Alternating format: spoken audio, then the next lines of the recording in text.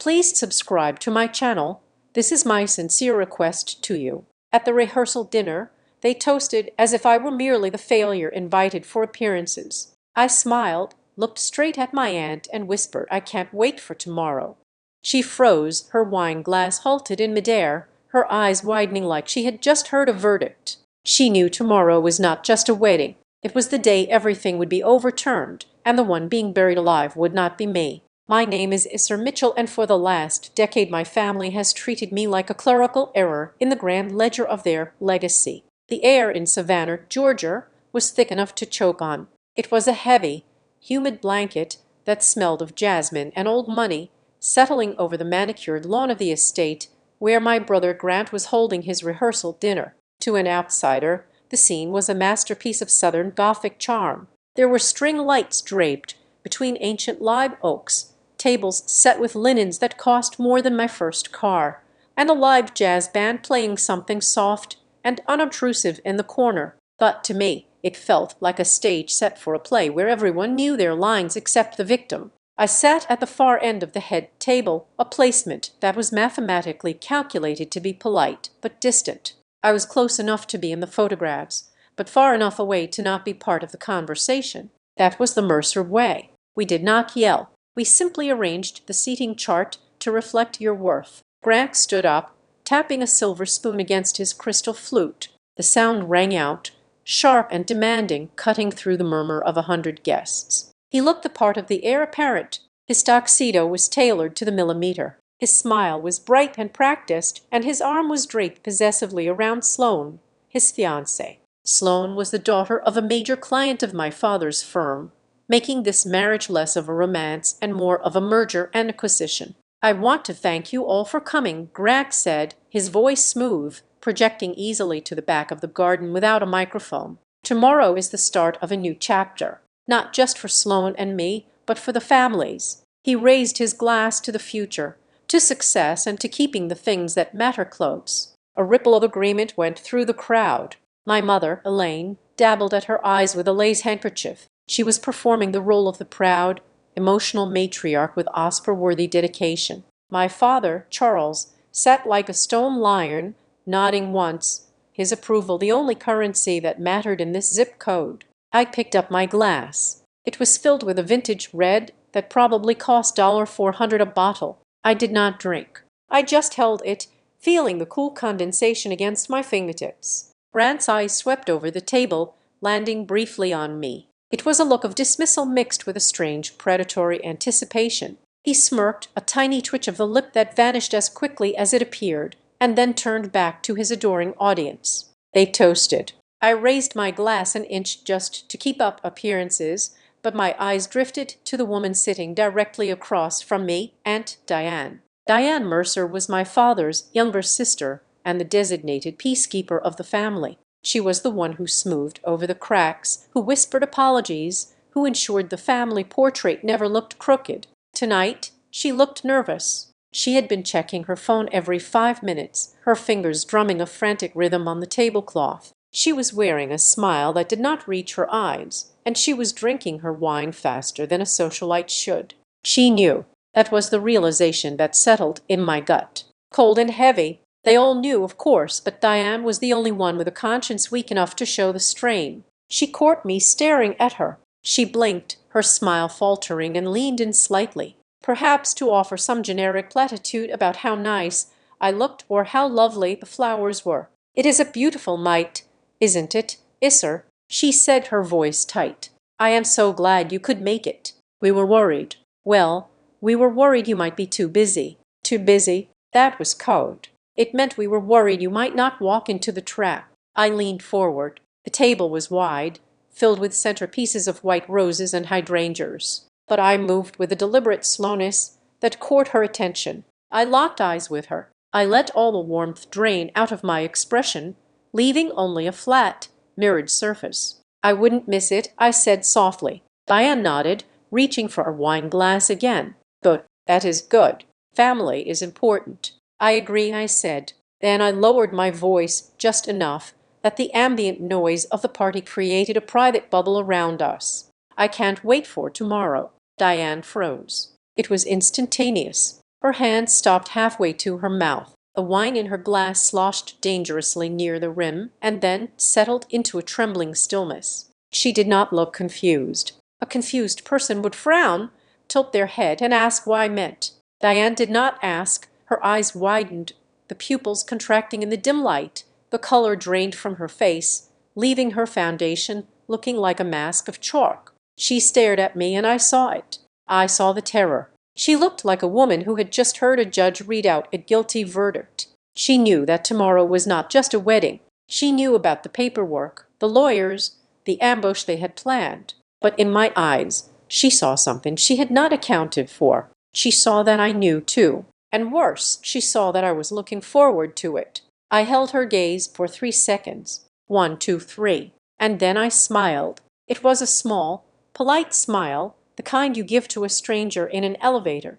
I took a sip of my water, turned away, and watched my brother laugh at a joke he did not understand. The rehearsal dinner faded into black. 12 hours later, the humidity of Savannah was replaced by the sterile, recycled air of a federal bankruptcy court hearing room. The transition was violent in its silence. There was no jazz band here, no crickets, just the hum of the fluorescent lights and the scratching of a stenographer's machine. The room was mostly empty, save for the players in this little tragedy. My family sat on the opposing bench. My mother, Elaine, was already crying. It was a soft, dignified weeping, perfectly timed to elicit sympathy without ruining her makeup. She clutched a tissue, looking at the floor as if the shame of my existence was too much to bear. My father sat next to her, his posture rigid, his face carved from granite. He stared straight ahead, refusing to look in my direction. He was the picture of the disappointed patriarch,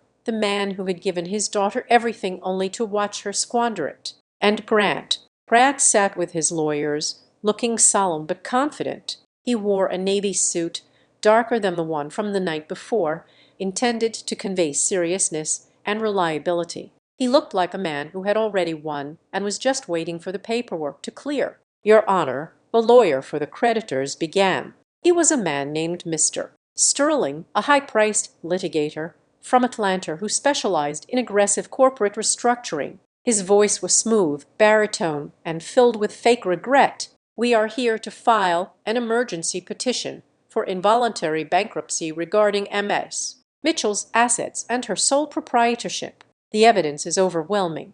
I sat alone at my table. My own lawyer, Tesser, was beside me, but I had instructed her to remain silent for the opening. I had no papers spread out in a chaotic mess. I had a single thin folder in front of me. I sat with my back straight, my hands folded on the table, watching the performance. Mr. Sterling paced the floor, holding up a sheath of documents. "The debtor, MS.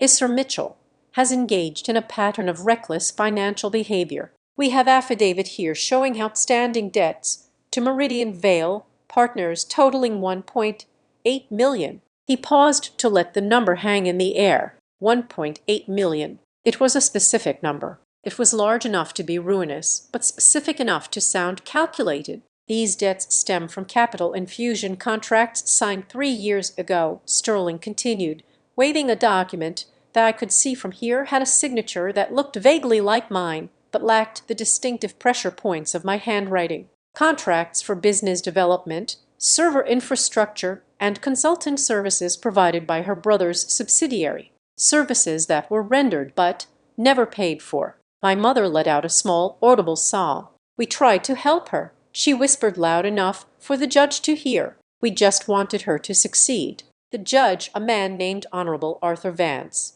looked over his reading glasses. He was an older man with thinning gray hair and a face that looked like it had been eroded by decades of listening to lies. He did not look at my mother. He looked at the documents. 1.8 million, Judge Vance repeated. "And you are claiming these debts are currently due and that the debtor is insolvent." "Completely insolvent, Your Honor," Sterling said, nodding gravely. "We have reason to believe she is hiding assets and preparing to flee the jurisdiction, hence the emergency filing today. We are asking for an immediate freeze on all accounts associated with MS. Mitchell and her entity, Grain Risk Systems." I did not flinch. I did not object. I simply reached out and opened the folder in front of me. I turned the first page, then the second.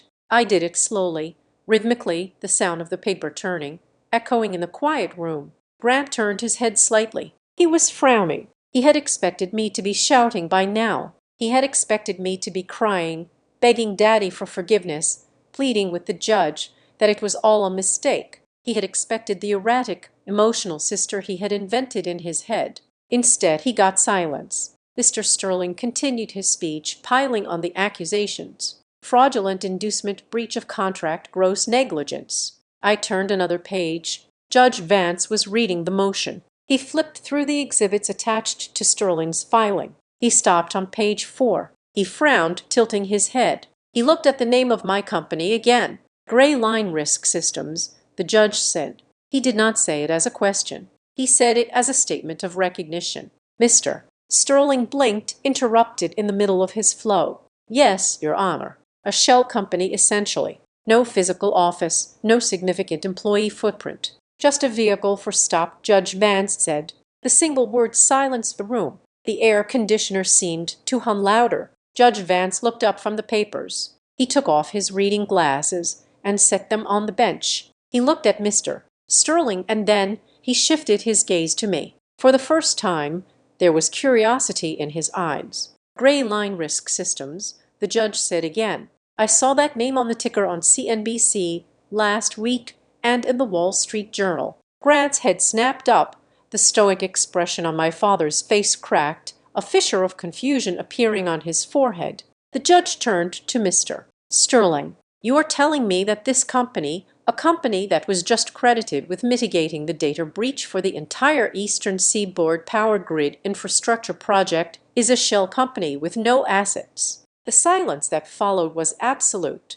It was not the silence of peace. It was the silence of a vacuum sucking the oxygen out of my family's lungs. Grant's face went slack. It happened in half a second. A micro-expression of pure unadulterated shock. His mouth opened slightly, his brow furrowed, and his eyes darted from the judge to me. He did not know. The realization hit me with the force of a physical blow. But it was a pleasant one. They had not done their homework. They had been so arrogant, so convinced of my incompetence, so sure that I was just little Isser playing with computers in Arizona that they had not even bothered to Google the company they were trying to destroy. They thought Gray Line was a freelance gig. They did not know it was a firm with defense contracts.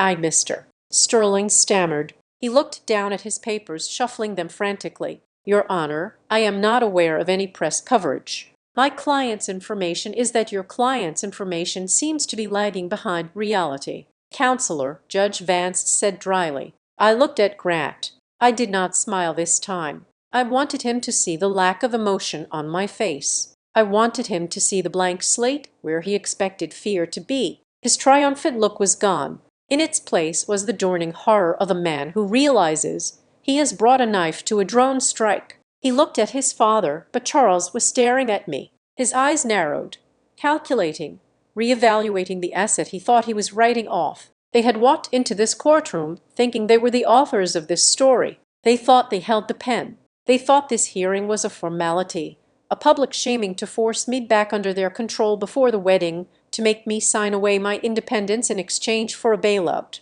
They thought this hearing was to bury me. I closed my folder with a soft snap. Actually, this was a test to see who would be buried in reverse, to understand why my family tried to execute me in a federal courtroom. You have to understand where we came from. We were not just rich. We were Philadelphia mainline rich, which is a very specific, suffocating strain of wealth. It is a world of stone colonial houses that look like fortresses, lawns so manicured they look like green carpet, and a silence so heavy it presses against your eardrums. In the Mercer household, appearance was not just everything. It was the only thing. My father, Charles Mercer, ran Meridian Vale Partners, a boutique financial consulting firm that managed money for people who had stopped checking their bank balances 3 generations ago. To him, life was a spreadsheet. There were assets and there were liabilities. There were things that compounded value and there were things that depreciated.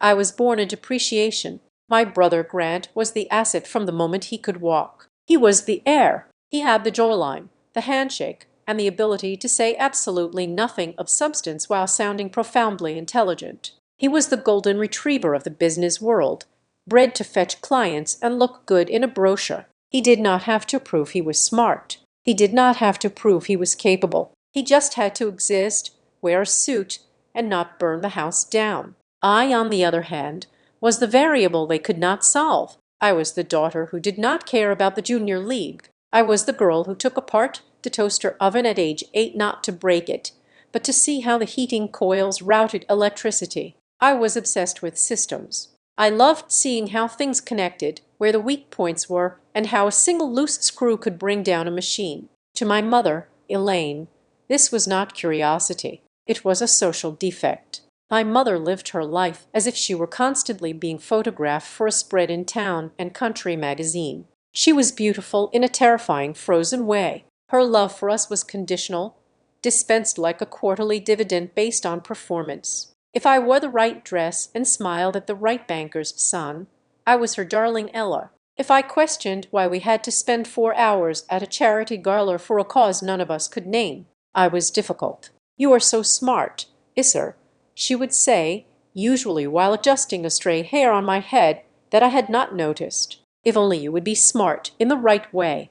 The right way meant being decorative. My way was structural, and in the Mercer house, structure was something you hired people to worry about. You did not worry about the plumbing. You just expected the water to flow. I was the child who wanted to talk about the pipes, and that made me dirty. I remember one dinner vividly. It was the night the divide between us became a canyon. I was 22, fresh out of a university program that I had fought to attend. Obsessed with the emerging field of digital risk management, we were eating in the formal dining room. The table was long enough to land a small aircraft on. The only sounds were the clinking of silver forks against fine china and the grandfather clock ticking in the hall. "I have an idea for Meridian Vale," I said, breaking the sacred silence. My father did not look up from his steak. "Is that so?" "The client data," I said, leaning forward. My heart was hammering. I wanted to impress him. I wanted to show him I had value. "I have been looking at the protocols. They are outdated. You are storing sensitive financial records on servers that have not been patched in 3 years. If someone wanted to get in, it would take them less than 20 minutes. I wrote up a proposal for a security audit. It would save you from a potential liability of millions if a breach happened." I pulled a folded sheath of papers from my lap. I had spent 2 weeks on it. Grant, who was sitting across from me, let out a laugh. It was a short, sharp bark of amusement. "Cyber security," Grant said, swirling his wine. "Isser, leave the IT stuff to the guys in the basement. We are a relationship business. People trust us because of the name on the door, not because of some firewall. Trust evaporates if their bank account numbers end up on the dark web." "Grant," I shot back. "Stop it." My mother hissed softly. "Isser, do not be dramatic. It is unseemly." I looked at my father. I held the papers out to him. "Dad, just look at it. It is a vulnerability. I can fix it." My father finally set his knife down. He looked at the papers in my hand as if I were offering him a dead rodent. He did not take them. "Isser," he said, his voice dropping an octave, the tone he used when he was closing a deal or ending a conversation. "You have a lot of energy. That is good. But you lack perspective. You are obsessed with the negative. You look for problems where there are none. In the real world, business is about optics and leverage, not binary code." "But the risk is real," I insisted. "You will grow up one day," he interrupted, picking up his knife again, "and then you will understand reality. Until then, stop trying to complicate things that are working perfectly fine."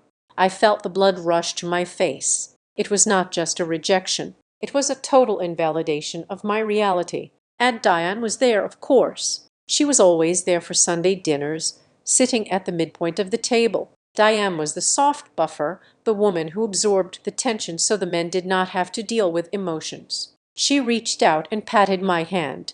Her skin was cool and dry. "Your father is just tired, sweetheart," Diane said, her voice dripping with that sickly sweet poison she called kindness. "He appreciates that you care, but maybe you should focus on things that are a little more suited to your talents." Have you thought about helping your mother with the spring garden party? You are so organized." I pulled my hand away. That was the moment. That was the moment I realized that to them I was not a person with a brain. I was a prop that was malfunctioning. Grant was smirking at me, enjoying the show. He knew he didn't have to understand what firewall was. He knew that as long as he agreed with Dad, he was a genius. I stood up. "I am not hungry." "Sit down, Isser," my father said. He did not raise his voice. He didn't have to. "No," I said, "if you walk out that door," my mother warned, her eyes narrowing. "Do not expect us to chase you." "I am counting on it," I said. I walked out of the dining room, past the ticking clock,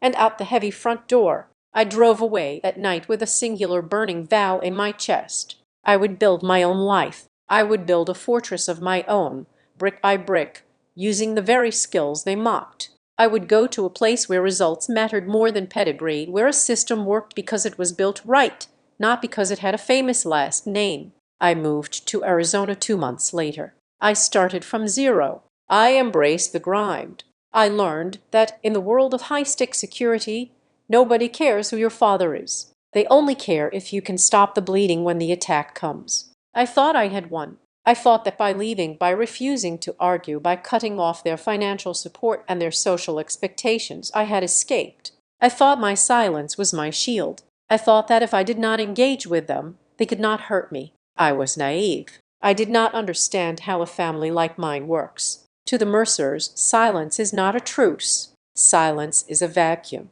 And because I was not there to speak for myself, because I was not there to correct the narrative, they filled that vacuum with their own story. For 10 years, while I was drinking stale coffee and staring at monitors in Phoenix, building Gray Line from a laptop into a powerhouse, they were back in Philadelphia writing a script for me. In their story, I was not the independent entrepreneur. In their story, I was the flailing lost daughter. I was the one who could not hack it in the real world. Every time I missed a holiday, it was not because I was working on a crisis response for a Fortune 500 company. It was because I was ashamed to show my face. Every time I declined a check from my father, it was not pride. It was instability. They needed me to be a failure. It was essential to the ecosystem of the family. If I was a success, then Grant was just a lucky boy in a suit. But if I was a disaster, then Grant was the savior. If I was the chaos, then my father was the necessary order.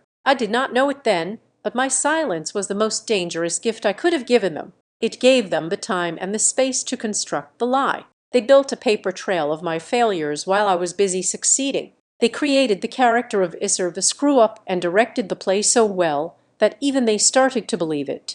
So when Grant needed a scapegoat to cover the cracks in his own perfect facade, he didn't have to look for a victim. He had one ready-made. He had a sister who was invisible, distant, and according to the family law, always teetering on the edge of ruin. They drafted the bankruptcy papers not out of sudden malice, but because the script had been written years ago at that dining room table. They were just waiting for the right moment to film the final scene. But they forgot one thing about the girl who left the table that night. They forgot that I like systems. I like seeing how things connect. And while they were writing a tragedy for me, I was building a surveillance system that saw the whole theater. The desert heat of Phoenix was a physical thing. It was not like the humid, clinging air of Savannah or the polite, air-conditioned chill of the main line. It was a dry, honest heat that burned the pretension right out of you. When I first stepped off the plane in Arizona, I felt like I was shedding a skin. I was 3,000 m away from the ticking grandfather clock in my parents' hallway.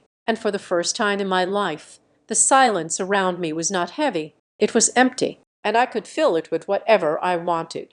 I filled it with work. I moved into a complex that was beige stucco and focused on utility, not aesthetics. My apartment was small. The carpet was a neutral gray that had seen better days, and the view from the window was a parking lot that radiated heat waves until 9 at night.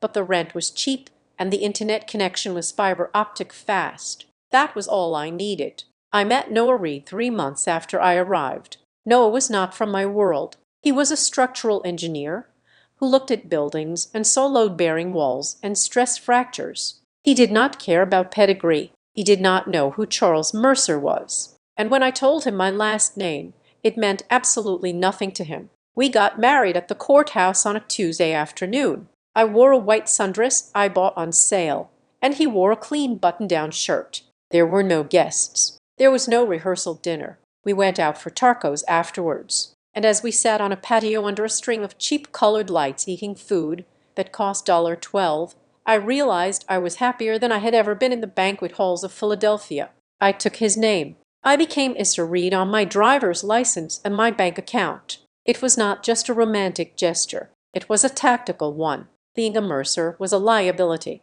Being a Reed was a fresh start. Noel understood me in a way my family never tried to. He understood that I needed to build something that was indisputably mine. He did not ask when I was going to get a real job. He just bought me a better ergonomic chair for the folding table I had set up in the corner of our living room. That folding table was the global headquarters of Gray Line Risk Systems. The name was deliberate. Gray Line, the area between black and white, the place where the mistakes happen, where the data leaks out, where the bad actors get in. I did not want to be a celebrity CEO. I did not want to be on the cover of magazines. I wanted to be the person you called when you realized your expensive firewall was actually a sieve. The first 2 years were a blur of caffeine and code. I did not sleep much. I lived on 4 hours a night. I spent my days cold calling mid-sized businesses, pitching them on penetration testing and vulnerability audits. I spent my nights reading logs,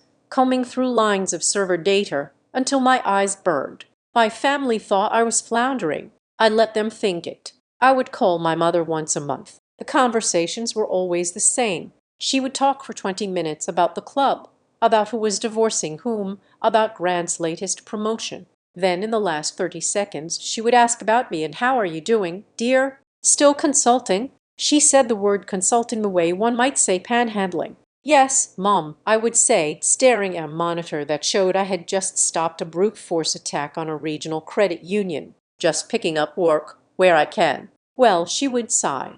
As long as you are happy, just know that your father is always willing to help if you decide to come back to reality. I never took the bait. I never told them about the contracts, and the contracts were growing. My first client was a small dental practice that had been locked out of their patient files by ransomware. I fixed it in 6 hours without them having to pay the ransom. The dentist told his brother, who ran a logistics trucking firm. The brother told his partner, I did not advertise. I did not have a marketing budget. In the security world, if you have to advertise, you are already suspicious. The best security firms are whispered about like secrets. Paul Isser, they would say, she doesn't tour. She just fixes it. By year 3, the folding table was gone. I leased a small office space in a nondescript business park in Scottsdale. I hired my first employee, a brilliant, socially awkward kid named Ben, who could spot a phishing architecture from a mile away by year 5. Gray Line Risk Systems had 12 employees and a client roster that included 3 regional banks and a healthcare provider. We were profitable, wildly profitable, but on the outside we looked boring. Our website was a single page with a contact form. Our office had no sign on the door. I bought a house with It was a nice house, modern and open, with a pool in the back. But when my parents asked for photos, I sent them cropped angles that made it look smaller than it was. When I visited Philadelphia, I rented a compact economy car instead of the luxury sedan I could easily afford. I wore simple clothes. I played the part of the struggling artsy sister who was just getting by. It was a protective mechanism. I knew that if they knew the truth, the dynamic would change. They would not be proud. They would be intrusive. Noah warned me. One night, we were sitting by the pool, the desert sky vast and full of stars above us. I had just ignored a text from Grant asking if I needed a loan for Christmas gifts. You know why you don't tell them? Noah said, taking a sip of his beer. It is not because you are afraid of failing in front of them. You are afraid of succeeding in front of them. They wouldn't care, I said dismissively. Business isn't their thing. Not this kind of business. It is too technical. It is not glamorous. Noah shook his head. Isser, your family deals in power. Money is just the gasoline for the engine. If they knew you had your own engine and that it was running better than theirs, they wouldn't applaud. They would try to take the keys. They don't want my keys, I said. They think I'm riding a bicycle. Keep it that way, Noah said,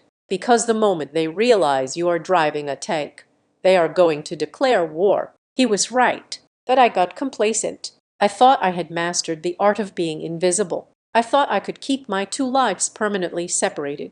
Isser the Mercer disappointment and Eiler, the CEO of Gray Line. The breach happened on a Tuesday in November. It was a massive SQL injection attack targeting a supply chain management firm based in Chicago. They were a client of mine, not a huge one, but a steady one. The attackers had managed to compromise the vendor portal and were threatening to leak the shipping manifests of 50 major retailers. The firm's internal IT team was panicking. They called me at 4 in the morning.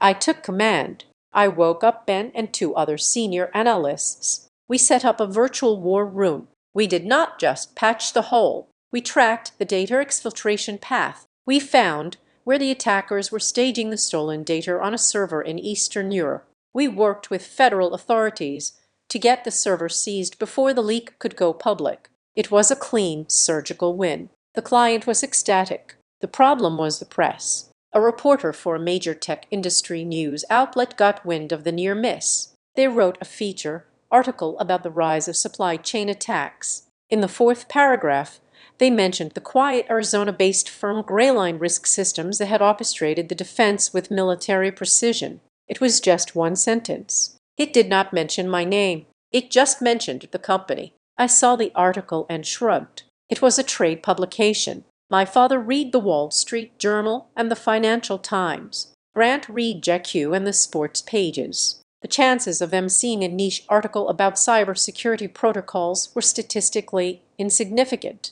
I was wrong about the reach of information. 3 days after the article was published, my phone buzzed. It was a text from Grant. "Hey, little sister. Long time. Hope the desert isn't drying you out too much." I stared at the screen. Grant never texted just to say hello. There was always an agenda. "I am fine, Grant." I typed back. "What is up?" The response came 3 minutes later. The delay was calculated. Nothing much. Just hearing some interesting things. "You are doing risk systems now. Sounds fancy. Is that like installing burglar alarms?" My stomach tightened. He was fishing. He had heard the name Gray Line. Maybe a client mentioned it.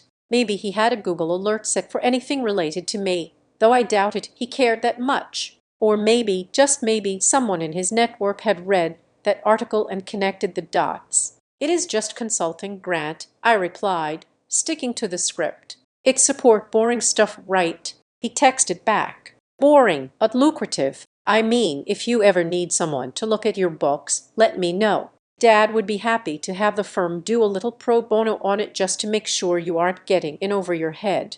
I did not reply. Audit. That was the word that stuck. He was not offering help. He was asking for access. A week later, the tone shifted. My father called. He did not ask about the weather. "Yes, sir," he said, his voice booming over the speakerphone as I drove to my office. "Grant tells me you have incorporated Gray Line or something." "Yes, Dad.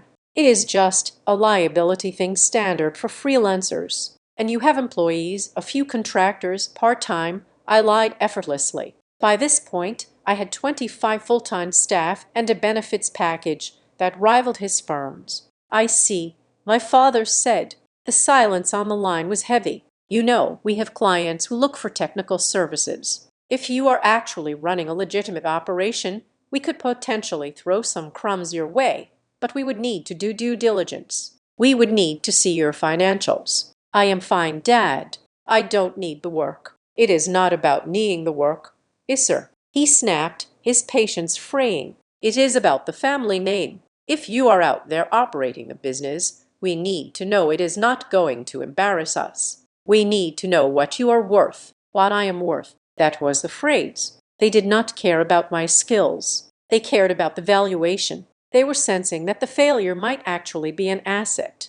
And in the Mercer worldview, if a family member had an asset, the family owned a controlling interest in it. I politely declined and hung up. I thought that was the end of it, but the text messages from Grant increased. He stopped asking about my well-being and started asking specific questions about my client list. He made jokes about how expensive Arizona real estate was getting. He sent links to articles about tech startups that had failed with captions like, "Be careful out there." I showed the messages to Noah one evening. He read them, his face darkening. "They are casing the joint," Noah said flatly. "They know you have something. They don't know how big it is yet, but they smell blood." "I am not giving them anything," I said. "They can't touch me. The company is in my name. It is separate property." Noah said, looking me in the eye, "You are thinking like an engineer. You think that because the walls are strong, the house is safe. You are forgetting that these people are demolition experts. If they can't buy the house, they will try to condemn the land it sits on." I brushed him off. I told him he was being paranoid. I told him that my family was dysfunctional. Yes, but they were not villains in a movie. They were just snobs. They wouldn't actively try to destroy me. I was so confident. I was so proud of what I had built. I looked at my bank accounts, at the seven-figure reserves, at the clean audits, and I felt invincible. I thought the truth was my armor. I did not realize that to people like Grant and my father, the truth is just a first draft that can be edited. I received the wedding invitation a month later. It was heavy cardstock embossed with gold leaf Grant and Sloan. A match made in a boardroom. I RSVP'd yes. I thought it would be a chance to finally show up as myself. I thought I would walk in there head high, maybe even drop a casual mention of my latest government contract and watch them squirm. I did not know that while I was picking out a dress, Grant was sitting in a conference room with a lawyer, looking at a fabricated ledger. I did not know that while I was booking my flight to Savannah, my father was approving a strategy to leverage my insolvency as a tax write-off and a PR shield for his own firm's impending scandals. They had stopped seeing me as a daughter years ago. Now they did not even see me as a person. They saw a resource, and they had decided it was harvest time. I packed my bags for Georgia, thinking I was going to a celebration. I did not know I was flying into a crime scene where I was the intended corpse. The shift in my family's behavior was not subtle, but it was disguised well enough that a person with a normal family might have mistaken it for affection. I did not have a normal family. I had a board of directors who shared a last name, and just like a board of directors facing a hostile takeover or a liquidity crisis, they began the process of due diligence. It started with the digital probing. Grant was the first to reach out using that casual broto tone he had perfected in the locker rooms of his prep school. He texted me on a Tuesday afternoon. "Hey, heard you are doing the tech thing out there. The market looks brutal right now. Tech stocks are down 20% this quarter. Must be stressful. You holding up okay?" I read the message twice. On the surface, it looked like brotherly concern, but I knew Grant. He did not care about the market unless it affected his portfolio, and he certainly did not care about my stress levels. He was fishing. He wanted to know if I was desperate. If I said yes, he would feel superior. If I said no, he would want to know why. I typed back a non-committal answer. "I am managing it as busy." "Busy is good," he replied instantly. "Just make sure you aren't over-leveraged." Dad was saying small businesses are getting crushed by interest rates. "You got a credit line?" I did not answer that one. I put the phone down, feeling a prickle of irritation. He was not asking about my life. He was asking about my solvency. 2 days later, my father called. Charles Mercer did not make social calls. If his name appeared on my caller ID, it meant he had a slot open in his schedule between a client meeting and his tea time. "Yes, sir," he said, skipping the greeting. "I was reading about corporate liability structures in Arizona. They have some interesting loopholes regarding piercing the corporate veil. You are an LLC, correct?" "Yes, Dad." "Single member?" he asked. The tone was sharp, professional. He sounded like he was filling out a form. "Yes." "And your assets, are they communal?" "You know, if you get sued and you have personal funds mixed with business funds, they can take your house Noah's income too if you aren't careful." "My accounts are separate," I said, my hand tightening on the phone. "Why are you asking me this?" "I am just thinking about your exposure," he said smoothly. "We deal with this all the time at the firm. Ideally, you want to be asset light. You don't want to own anything on paper. It makes you a target. I frowned. I am not a target, Dad. I run a security firm. I protect people from targets. Everyone is a target. Yes, sir, he said, and his voice dropped to a register that was almost ominous. Especially if people think you have something worth taking. Just send me over your incorporation papers. I will have legal look at them. For now, consider it a wedding gift. I have my own lawyers, I said. Suit yourself, he said, and I could hear the dismissal in his voice. I am just trying to make sure you don't lose everything because of a technicality. He hung up. I sat there for a long time staring at the phone. It felt less like advice and more like he was checking the locks on a house he intended to burglarize. He wanted to know if I was vulnerable. He wanted to know where the weak points were. Then came my mother. Ella Mercer did not care about liability or credit lines. She cared about control. Her approach was emotional. She called me on a Sunday, her voice thick with a performative sweetness that made my teeth ache. We miss you, darling. She said the house is so big without you children. You know, I was talking to the Barrett Sloan's parents and they mentioned they have a nephew in Phoenix. He is in real estate. Very successful. I told them my daughter is a CEO now. She paused, waiting for me to pin. I stayed silent. I told them you might be looking for partners, she continued, or investors you know, to scale up. Your father says you are doing well, but everyone needs a safety net. Why don't you come home a few days early for the wedding? We can have a sit-down, discuss your future. There are so many opportunities here in Philadelphia. You don't have to struggle out in the desert forever. I am not struggling, Mom. Everyone struggles, Isser, she said, her voice hardening just a fraction. Don't be so stubborn. We are just trying to bring you back into the fold. You have proved your point. You played your little game. Now let us help you build something real. Something real. As if my company, my employees, my reputation, none of it was real because it did not have the Mercer seal of approval. But the most chilling call came from Aunt Diane. Diane was the one I let my guard down with. I shouldn't have. She called me late at night, sounding breathless and anxious. Isser, honey, she whispered, I just wanted to check on you. The wedding expenses, they are getting out of hand. Grant is spending a fortune. It just got me thinking about you. I am fine, Aunt Diane. You don't need to worry about me. Are you sure? She asked. I know how hard it is starting out. If you need cash just for the short term, I have a little set aside, or if you have debts, you can tell me. I won't tell Charles. It sounded so kind.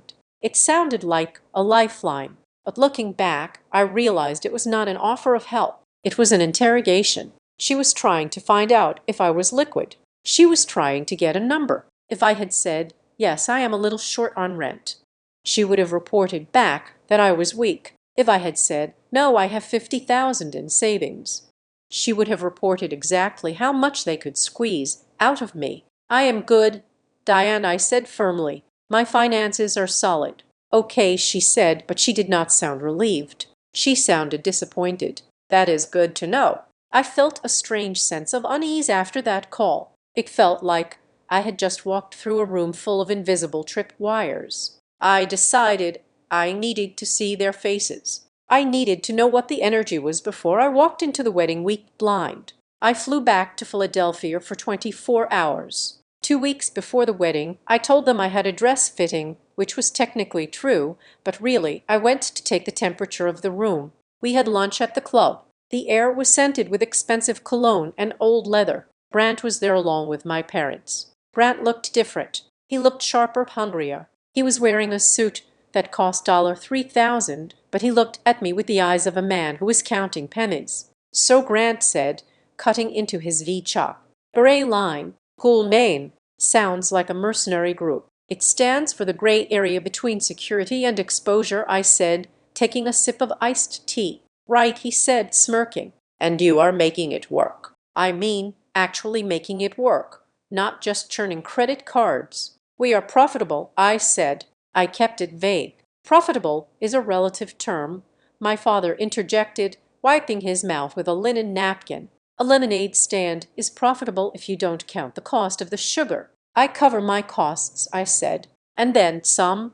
Grant leaned in. He rested his elbows on the table, invading my personal space. Good for you, Isser. Seriously, it is nice to see you finally making a decent living. Something decent, respectable. But his eyes told a different story. They were scanning me. He was looking at my watch, a vintage piece I had bought myself, my bag functional, high-quality leather, my shoes. He was calculating. I am happy for you, he added. Really, it takes a lot of pressure off me knowing you can handle yourself. I left that lunch with a cold knot in my stomach. When I got back to Phoenix, I told Noah everything. We sat in our kitchen. The hum of the refrigerator, the only sound. They are not happy for you, Noah said. He was leaning against the counter, his arms crossed. They are scoping you. Scoping me for what?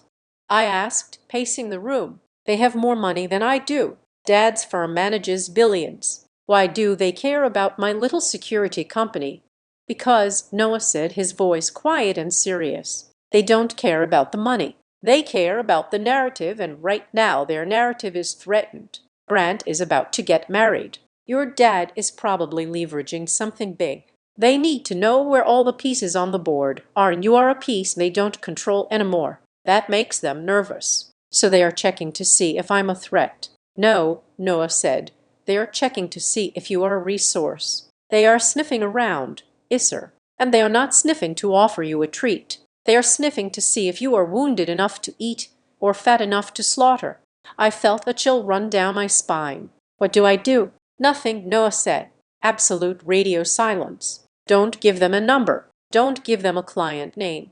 Don't confirm or deny anything. Let them guess. If they don't know what you have, they can't take it. So I went dark. I stopped answering the texts. I let the calls go to voicemail. When my mother emailed me about flight arrangements, I sent a one-line reply confirming the date and nothing else. I thought this was the smart play. I thought that by withholding information, I was protecting myself. I was wrong. In the absence of data, my family did what they always did. They fabricated it. My silence did not stop them. It emboldened them. They interpreted my lack of response not as strength, but as hiding. They assumed that if I wasn't bragging, I must be drowning.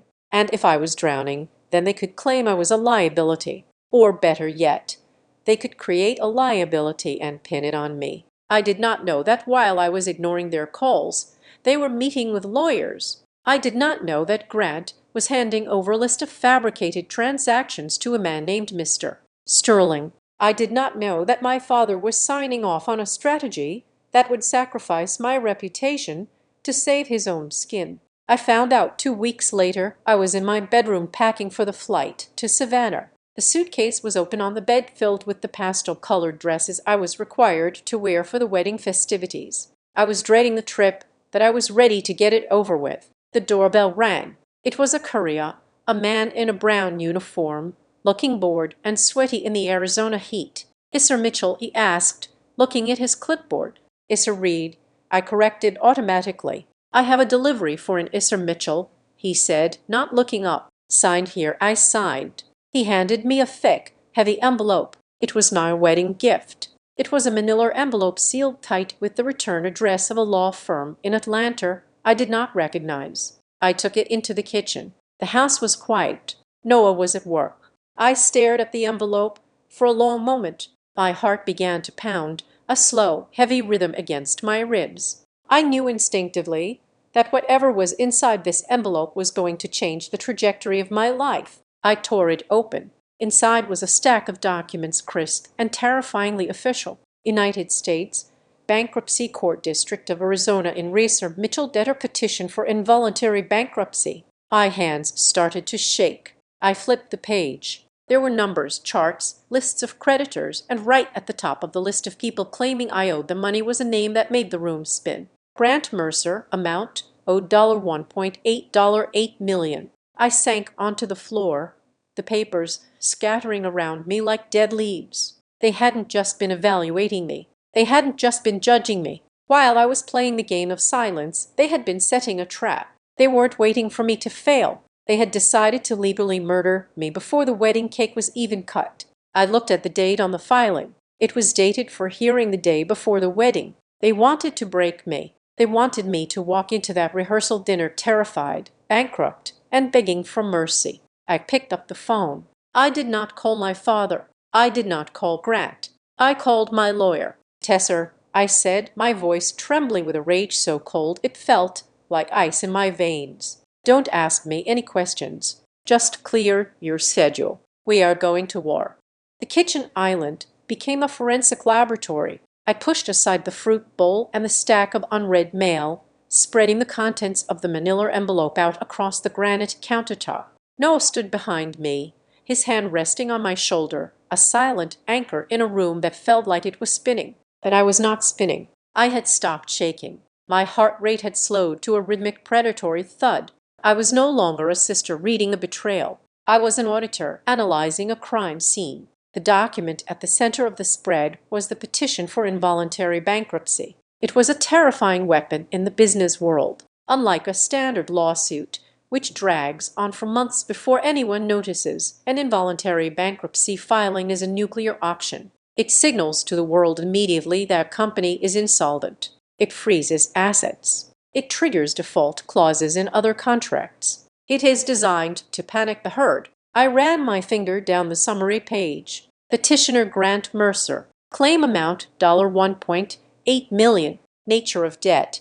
Unpaid promissory notes and capital infusion loans. He is claiming he funded you, Noah said, his voice low and hard. He is claiming he built Gray Line. He is claiming he owns it. I corrected, flipping to Exhibit A. It was a copy of a promissory note dated 3 years ago. The date was chosen with lethal precision. 3 years ago was exactly when Gray Line had transitioned from my living room to the office in Scottsdale. It was the moment on the timeline when a struggling entrepreneur would logically need a cash injection to scale up. The document looked perfect. It had the right legal headers. It had a signature that looked like mine, a loop on the L that was slightly too wide but close enough to fool a casual glance. It detailed a transfer of funds from a shell company I recognized as one of Grant's side ventures into an account that was listed as Gray Line Operating Account. I pulled out my laptop and opened my banking history. I filtered for that date range. There is no transfer, I said, pointing at the screen. Look, my balance that month was $12,000. There was no million deposit. There was no wire transfer. They don't need it to be real. Tesser's voice came through the speakerphone. I had called her immediately, and she was already pulling the court filings on her end in Phoenix. Sir, listen to me very carefully. They do not need to win this case on the merits eventually. They just need to survive the first hearing. But it is a lie, I said. It is easily disproven. It is not about the truth, Tesser said, her voice sharp and professional. It is about the timeline. Once this petition is docketed, the court clerk notifies your other creditors. Your bank gets a notice. Your landlord gets a notice. The government agencies you hold contracts with get a notice. It creates a liquidity crisis. Your accounts get frozen while the court sorts it out. If your accounts are frozen for 2 weeks, can you make payroll? I felt a cold sweat prickle on the back of my neck. I have reserves, but if the accounts are frozen. Exactly. Tesser said, you miss payroll. Your employees panic. Your clients see the news and trigger their termination clauses for financial instability by the time we prove this is a fraud in 6 months. Gray Line is a smoking crater. They are not trying to get their money back. Sir, they are trying to burn your house down so you have to move back into theirs. I looked at the papers again. They want me to settle. I realized. They want me to panic, fly to the wedding, and sign whatever settlement agreement they push across the table just to make the lawsuit go away. And that settlement will likely include a transfer of equity, Tesser added. They will say, we will drop the bankruptcy if you give us 51% of the company to manage it properly. They are stealing your life's work, Sir. I stared at the fake signature. It was a masterclass in gaslighting. They were banking on the fact that I was the emotional sister. They expected me to fall apart. They expected me to call my father screaming, which would only prove I was unstable. They made a mistake, I whispered. But Noah asked. I grabbed a red pen from the drawer. I didn't look up. They were arrogant. They thought I wouldn't read the fine print. They thought I would just see the big number and faint. I pulled the service agreement closer. This document claimed that Grant's company had provided technical consulting and server architecture for Gray Line. It listed hours billed, dates of service, and descriptions of work performed. "Look at this," I said, circling a line item consulting provided for Phoenix Logistics Hub implementation. "So," Noah asked, "I didn't have the Phoenix Logistics contract until 6 months after this date," I said. "They got the timeline wrong. They looked at my public client list now and tried to backtrack it, but they missed the start date." I moved to the next page and looked at the bank routing number for the alleged wire transfer. I tacked the paper. "It ends in 45. My business account at that bank ends in 44. It is off by 1 digit, just one. But in the banking world, 1 digit is the difference between a deposit and a voided transaction. That could be a typo," Noah warned. "They will argue clerical error." "Maybe," I said. I pulled another sheet. This one was an invoice from a vendor that Grant claimed he paid on my behalf. It was for server racks. The address for this vendor, it is in temp. I typed the address into Google Maps on my laptop and switched to Street View. "It is a vacant lot behind a strip club," I said flatly. "There is no server warehouse there. And look at the invoice itself. No tax ID number, no IME. In Arizona, you cannot issue a commercial invoice over $500 without a tax ID listed. It is state law." "This is sloppy," Noah said, frowning. "Your dad is a shark. Why would he let Grant file something this sloppy?" "Because they didn't write it," I said. "Grant didn't write this. Dad didn't write this." I picked up the last document in the stack. It was the General Security Agreement, the document that supposedly gave Grant the right to seize my assets if I defaulted. It was dense, filled with legalese, written in 8 font. I read the preamble. Then I read the definition section. My eyes stopped on paragraph 4, subsection C. "The term material adverse effect shall have the meaning tailored to the covenant restrictions set forth in the Meridian Vale Standard Governance Protocols, Series B." I stopped breathing for a second. "What is it?" Tesser asked from the speakerphone. "Meridian Vale," I said, my voice barely a whisper. "They left a watermark. The father's firm?" Tesser asked. "Yes," I said. "But it is more than that. Series B governance protocols. That isn't standard legal boilerplate. That is internal language. Years ago, when I was in college, I interned at my dad's firm for a summer. I spent 3 weeks organizing the filing cabinet. Series B documents are specific to their private equity buyouts. They are proprietary templates." I looked up at Noel, the realization hitting me like a physical weight. "This isn't just Grant being greedy," I said. "Grant is an idiot. He couldn't draft a parking ticket. This document was generated using a template from inside my father's firm. Someone at Meridian Vale logged into their system, pulled the hostile takeover template, and just filled in my name." "This is a conspiracy," Noah said. "Corporate espionage." "It is racketeering," I said. "They used the family business resources to fabricate a debt against a family member." Suddenly, the image of Aunt Diane at the rehearsal dinner, the dinner that hadn't happened yet, the dinner I was scheduled to attend in 48 hours, flashed in my mind. I had always thought of Diane as the weak one, the nervous one, the one who drank too much wine because she was lonely. But now, staring at that clause, I understood. Diane was the office manager at Meridian Vale. She controlled the document flow. She had access to the Series B templates. She knew what was being drafted. She knew what was in this envelope. That was why she had frozen when I said, "I can't wait for tomorrow." She wasn't afraid I was going to make a scene. She was afraid because she knew I was about to be served with a death warrant she helped print. She knew that the wedding was actually a demolition site. She had been looking at me with the guilt of an executioner who had just sharpened the axe. "Tesser," I said, my voice steady and cold, "do not file a response yet." "Isser." "We have to," Tesser argued. "We need to get ahead of the narrative." "No," I said.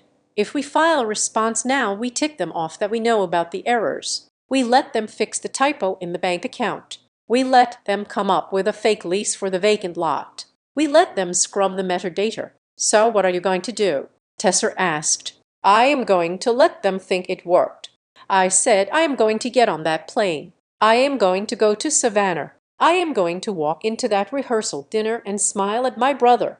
Sir, that is dangerous. Noah said, if they serve you in person, they won't serve me there. I said they mailed this to Arizona because they wanted me to panic alone. They want me to show up at the wedding broken, begging for a deal. They want me to pull my dad aside and cry. I gathered the papers into a neat stack. I tapped the edges against the table, aligning them perfectly. I am going to let them play their hand.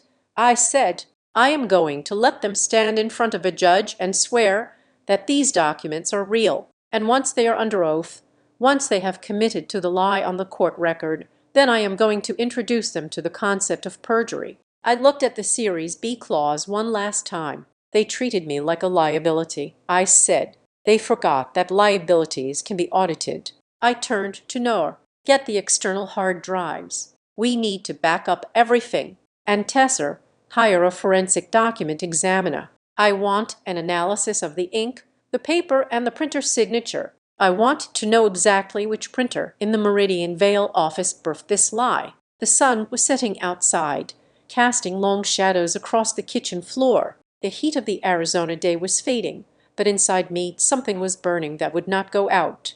I was not going to a wedding anymore. I was going to a crime scene, and I was bringing the yellow tape.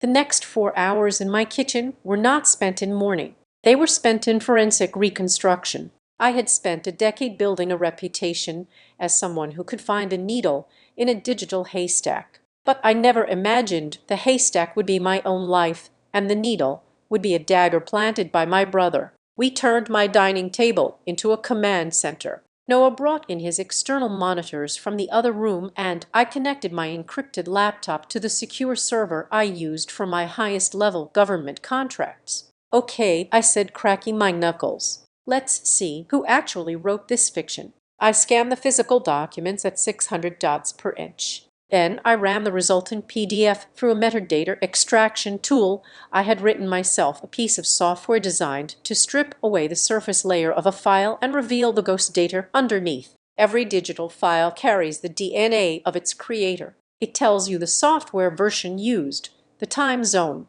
the machine ID, and sometimes, if the user is sloppy, the login name. My family was very, very sloppy. Look at this, I said, pointing to the spectral analysis on the screen. The creation date. Noah leaned in. Tuesday, 11:42 a.m. That was 48 hours ago. I said, these documents claimed to be 3-year-old promissory notes, but the digital container they were printed from was created 2 days ago. They didn't even bother to backdate the system clock on the computer. Amateurs, Noah muttered. Arrogant, I corrected. They assume nobody looks at the metadata of a paper document. They assume I will be too busy crying to hire a forensic analyst. I dug deeper. The author field was generic. It just said administrator. That was smart, but not smart enough. I pulled up the document properties for the original template source. It was a file path. C uses sysadmin Meridian Vale egal templates structuring involuntary partition draft v4 docx. I felt a cold smile touch my lips. Got you, Meridian Vale, nor read your dad's server, not just his server. I said, that file path, it is mapped to the legal drive. That drive is restricted. Only partners and the office manager have right access to that folder. Grant doesn't have access. He is in sales. He can't generate this document. So he had help? Noah said he had an accomplice with administrative privileges. I said someone who could log in, pull the template, fill in the fake numbers, and hit print on the high-resolution laser printer in the executive suite. I thought of Aunt Diane again. The Series B clause I had spotted earlier was the breakroom. This file path was the photograph of the baker. Diane was the gatekeeper of the executive suite. She was the one who managed the passwords. Just then, my phone buzzed on the counter. I looked at the screen. It was Grant. I hadn't spoken to him in 2 weeks. I hadn't replied to his texts fishing for financial info. I certainly hadn't told him I had received the bankruptcy petition. As far as he knew, the courier might still be in traffic, but the text message was telling. Hey, looking forward to seeing you. Just a heads up, Mom is really high on about the wedding. Let's keep things chill. Okay. Don't make a scene about business stuff. We can talk after the weekend. I stared at the words. Don't make a scene. He is sweating, Noah said, reading over my shoulder. He is scared you are going to explode. He is pre-managing the fallout. I said he knows the papers were delivered today. He is expecting me to call him screaming. He is expecting me to threaten a lawsuit. He wants to frame my reaction as me being hysterical so he can tell everyone I am unstable. If you call him now and scream, Noah said, you prove him right. Exactly. I said he is waiting for the explosion so he can play the victim. Oh, poor Isser. She is having a breakdown because she is broke. I picked up the phone. My thumb hovered over the reply button. I wanted to scream. I wanted to type out every curse word I knew. I wanted to tell him that I knew he was a fraud and a thief. Instead, I typed 2 words. See you. I hit send. That is it. Noah asked. That is it. I said silence is a vacuum. Remember, if I don't give him a reaction, his imagination will have to invent one, and his imagination is guiltier than I could ever be. I turned back to the computer. We need to lock the castle gates, Noah. For the next 3 hours, we engaged in a defensive lockdown that would have made the Pentagon proud. If they were claiming I was incompetent and insolvent, I was going to ensure that my company was an impenetrable fortress of best practices. Backup status, I asked. Initiating now, Noah said. He was typing on his own laptop. Logged into our admin console. I am pushing a full image of our servers to a once read many cloud storage facility in Switzerland. Immutable. Even if they get a court order to seize our servers tomorrow, they can't delete the history. The data proves we are solvent, profitable, and active. But I said, revoke all non-essential access keys. Done. Noah said, I am locking out the junior analysts for the weekend. Only you, me, and Ben have admin rights, and I am enabling 2-factor authentication on every single file transfer. If anyone tries to plant a fake document on our server to corroborate their story, they will need my thumbprint to do it. And the clients? I asked. I have drafted a crisis communication email, Noah said, pulling up a draft. It is not going out yet. It is in the chamber. It says that Gray Line is currently the target of a hostile legal maneuver involving identity theft and fraudulent documentation. It reassures them that their data is safe and our operations are unaffected. If the news leaks, we hit send. We control the narrative. I looked at my husband in his t-shirt and jeans with tired eyes. He looked like a warrior. He wasn't just supporting me. He was fortifying me. You are good at this, I said softly. I hate them, he said simply. I hate what they are doing to you, and I want to be the one who bolts the door when they try to get in. We were secure. The digital evidence was preserved. The company was safe. Now I had to deal with the human element. I needed to test the waters with Diane. I needed to confirm that the person I was about to destroy was indeed the person who had betrayed me. I dialed her number. It was 700 in the evening in Savannah. They would be at the pre-rehearsal cocktails. She answered on the second ring. Isser. Her voice was too loud, too bright. It was the voice of someone who had been rehearsing what to say. We were just talking about you. Are you at the airport?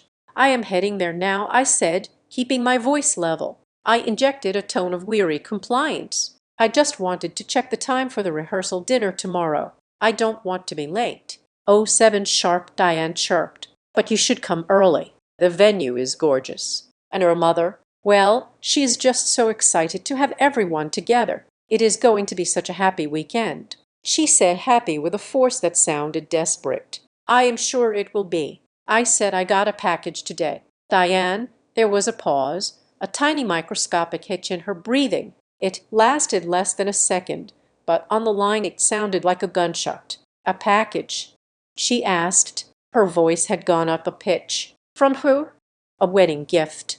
No, I said. Just some paperwork, boring stuff. But it made me think about how much family does for each other. Yes, Diane breathed out. Yes, family is everything, Isser. We just want what is best for you. You know that, right? I know exactly what you want, I said. Well, hurry up and get here, she said, rushing to get off the phone. Drive safe. She hung up. I put the phone down. She knows. I told Noah. She didn't ask what the paperwork was. Any normal aunt would ask. What paperwork? She didn't ask because she typed it. I looked at the clock. The flight to Atlanta left in 3 hours. From there, we would rent a car and drive to Savannah. We would arrive just in time to shower, change, and walk into the lion's den. Tesser, I said, calling my lawyer one last time. Are you ready? Motion is drafted. Tesser said, motion to preserve evidence and request for emergency evidentiary hearing regarding fraud on the court. I have attached the metadata report. I am not filing it yet. I am going to hold it until the moment the court opens on Monday morning. I want them to spend the whole weekend thinking they have one. Perfect, I said. Iller, Tesser said, her voice softening. You are walking into a room with people who just tried to ruin you. Are you sure you can keep your cool if you crack? If you admit to the debt in front of witnesses? It complicates things. I won't crack, I said. You need a plan for the dinner, Tesser advised. They will try to corner you. They will try to get you to say something incriminating. They will try to get you to agree to a private chat where they can bully you into signing a settlement. I have a plan, I said. I am not going to talk about the debt. I am not going to talk about business. Then what are you going to talk about? The future, I said. I looked at the invitation on the counter, the rehearsal dinner, the night before the wedding, the night of anticipation. I need a line, I said to Noah. I need something that sounds polite to everyone else, but tells them that I know everything. Noah thought for a moment. Tell them you are looking forward to the wedding. No, I said, that is too generic. I paced the kitchen. I thought about the metadata. I thought about the file timestamp. I thought about the judge who would look at those papers on Monday morning. I thought about the fact that tomorrow, Friday, was the wedding, but Monday was Judgment Day. Wait, the wedding wasn't the end. The wedding was just the distraction. I have it, I said. I practiced it in the mirror of the hallway. I adjusted my expression. I wiped the anger from my eyes and replaced it with a serene, terrifying calm. I needed to look like a sister who was happy, but I needed to sound like a reaper who had checked her list. I can't wait for tomorrow, I whispered to my reflection. It was perfect. To the guests, it meant I was excited for the nuptials. To Grant and Diane, who knew that tomorrow was the deadline for me to capitulate or be destroyed, it would sound like submission. They would think I was saying, I am ready to surrender. But when I looked them in the eye, when I let the silence hang there, they would realize I wasn't talking about a wedding. I was talking about the reckoning. Let's go, I said to Noah. I want to see the look on Aunt Diane's face when the ghost walks in.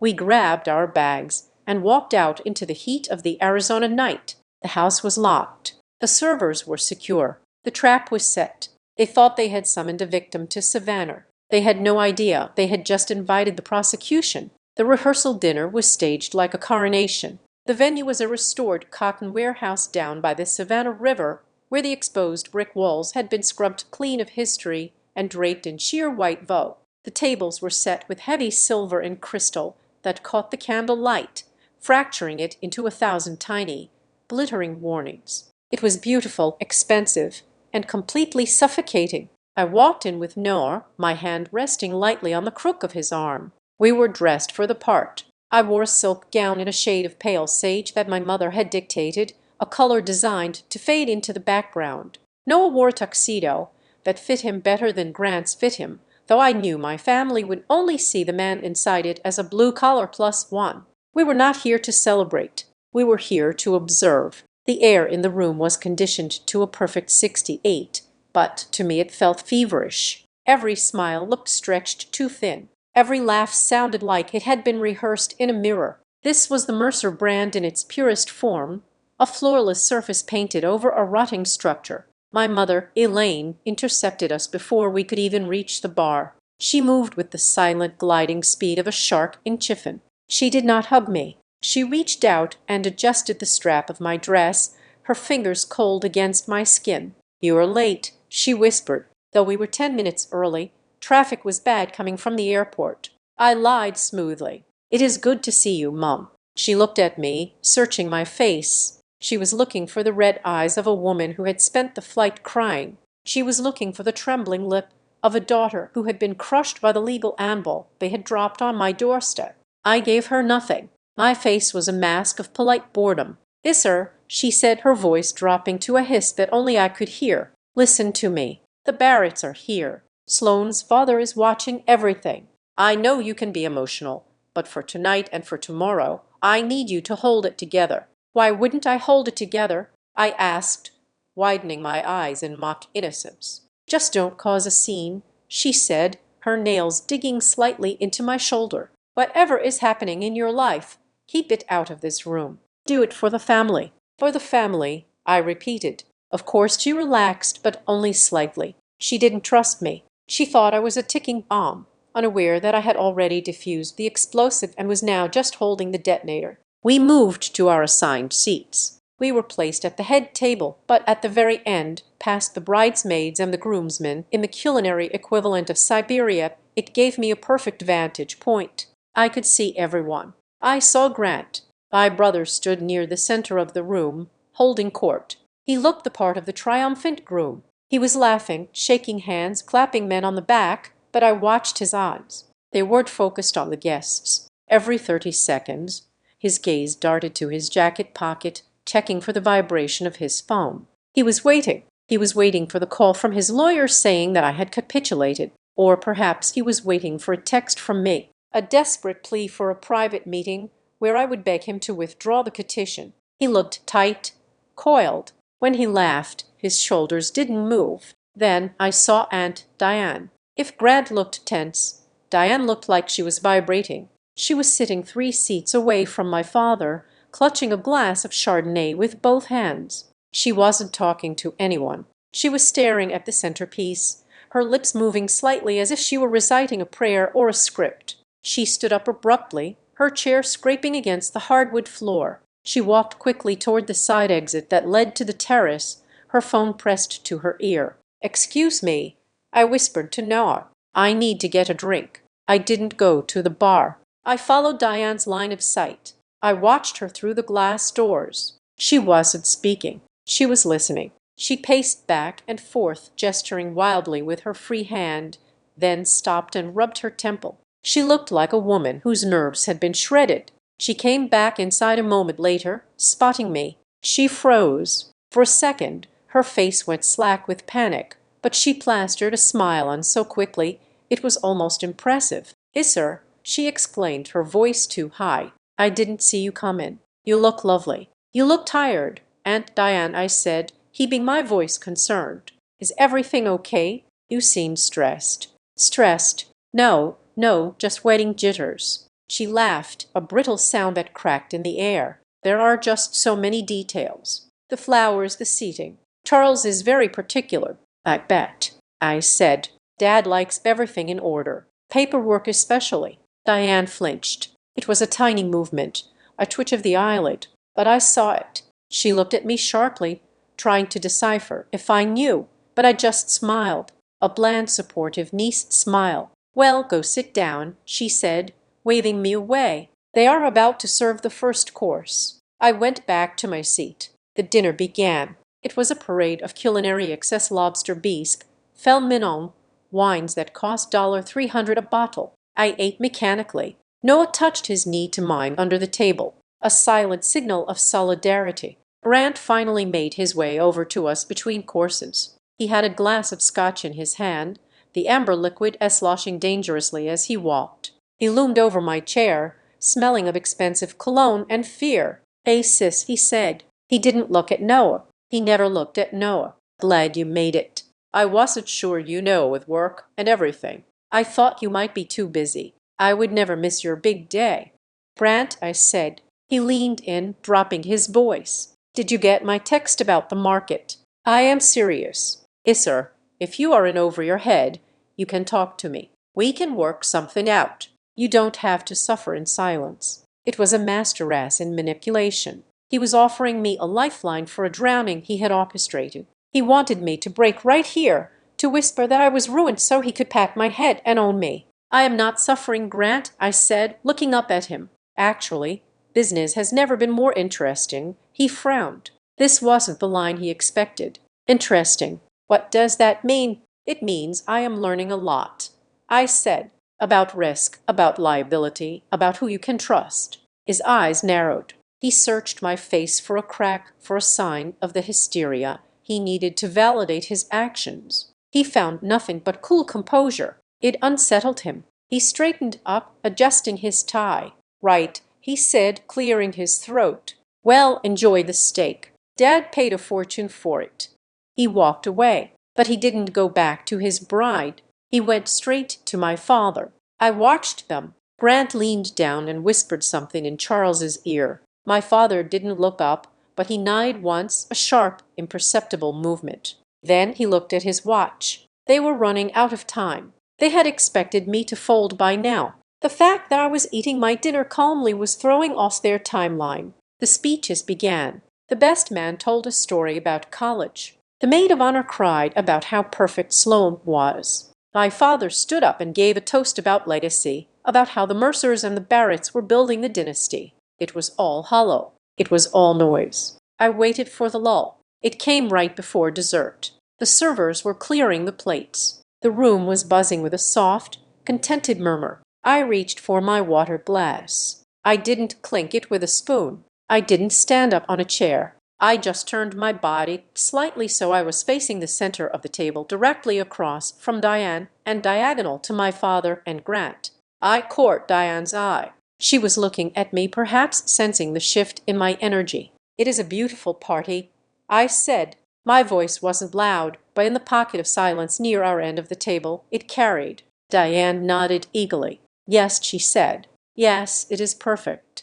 "It must have taken a lot of planning," I continued, keeping my eyes locked on hers, "creating all of this, making sure every detail was authentic." Diane's smile faltered. "Well, we had a planner. I wasn't talking about the flowers," I said. Grant, who was sitting 2 seats down, stopped talking to Sloane. He turned his head. My father, who was cutting a piece of cheese, paused with his knife in hand. I let the silence stretch for a beat. I took a sip of water. I set the glass down with a deliberate soft click. "I was just thinking," I said, my voice dropping to a conversational, intimate tone that felt like a knife sliding between ribs, "about how much effort goes into making things look real and how eventually the truth always has a way of showing up uninvited." Diane went still. She was no longer breathing. Her hand was frozen halfway to her wine glass. "But that is for another time," I said, brightening my tone artificially. "Tonight is for celebration." I raised my glass slightly, looking straight at my aunt. "I can't wait for tomorrow," I said. Diane froze completely. It wasn't a metaphor. Her body went rigid. Her eyes widened, the pupils contracting into pinpricks of absolute terror. The glass she had been reaching for remained untouched. She looked at me, and in that split second, the mask fell. She didn't see a niece. She saw a witness. She knew. She knew that I wasn't talking about the wedding ceremony. She knew that tomorrow was the date on the subpoena she feared was coming. She knew that tomorrow was the day the court would open and the metadata on her computer would tell a story she couldn't delete. Her eyes darted. It was a reflex she couldn't control. She looked instantly to Grant.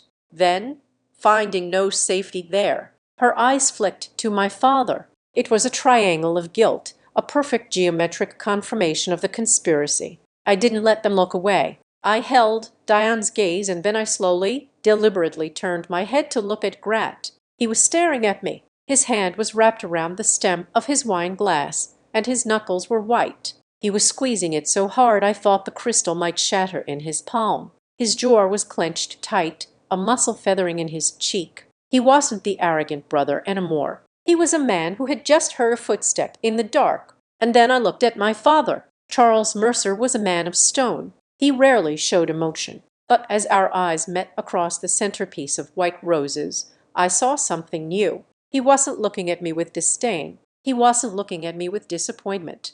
He was looking at me with assessment. It was the look he gave a fluctuating market. It was the look he gave a contract that had a loophole he hadn't spotted. He was analyzing me. He was realizing for the first time in his life that he had miscalculated the variables. He realized that the daughter he had written off as a liability had somehow become a threat. He didn't know what I knew, but he knew that I knew. I turned back to Diane. She looked like she was about to be sick. "Yes," I said softly, adding the final weight to the sentence. Tomorrow is going to be memorable. I took a sip of my water. The conversation around us tried to restart, but it was halting and awkward.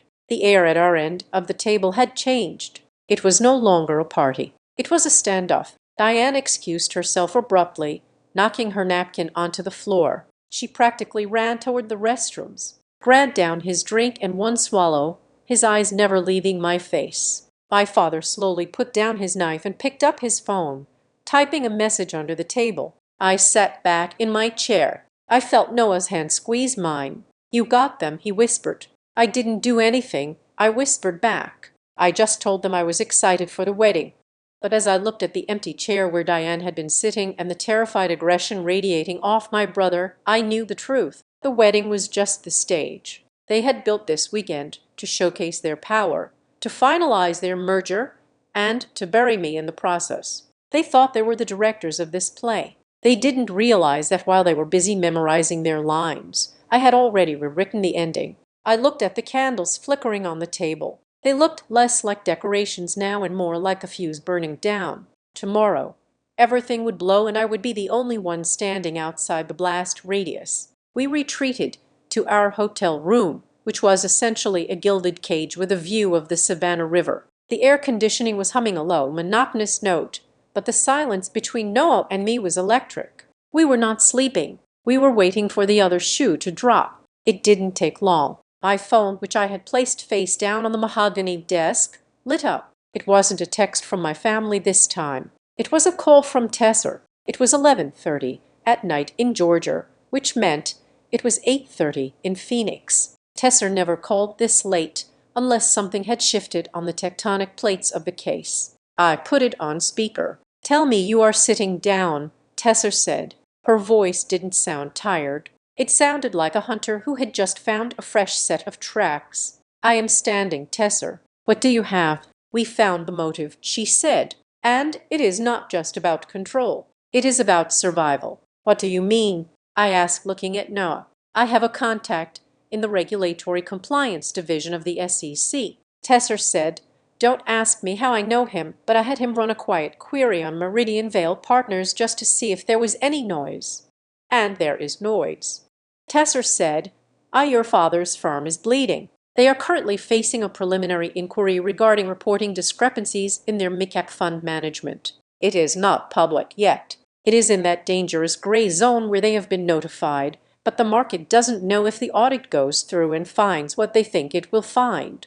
Meridian Vale is looking at massive fines, maybe even a revocation of their license." I felt the blood drain from my face. My father's firm, the unshakable pillar of the Philadelphia financial world, was crumbling. "It makes sense," Noah said, stepping closer to the phone. "The wedding exactly," Tesser said. "Grant is marrying Sloan Barrett. Her father is practically the king of industrial manufacturing in the Northeast. His portfolio is worth billions.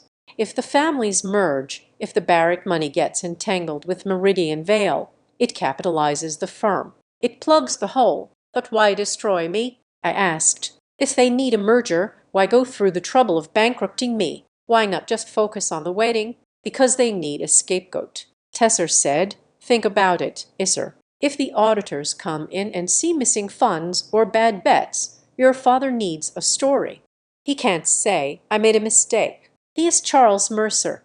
He doesn't make mistakes. But if he can say, 'We had a family issue. My daughter, she was managing some of our off-book projects and she went rogue. She was incompetent. She mishandled the capital.' Then suddenly, the losses aren't fraud. They are just a family tragedy caused by a wayward child." I leaned against the desk, the room's spinning slightly. "They are painting me black to make themselves look white," I whispered. "They are creating a narrative," Tesser confirmed. "By filing this involuntary bankruptcy against you, they are creating a legal record that says you are the problem. They can point to the court filing and say to the auditors, 'Look, we are the victims here. We loaned her money. She squandered it, and we are responsibly trying to recover it.' It makes them look diligent. It makes them look like they are cleaning house." "I am the distraction," I said. "I am the smoke bomb they are throwing so they can escape out the back door." "And there is more," Tesser said.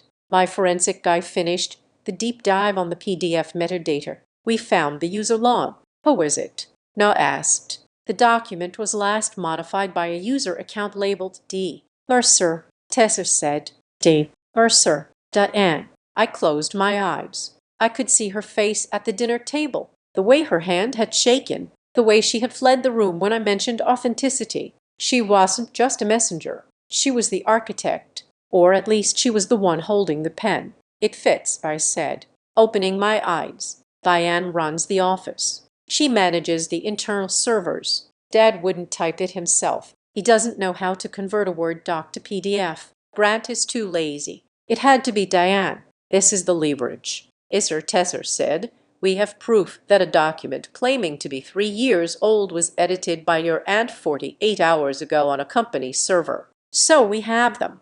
Noah said, we have them.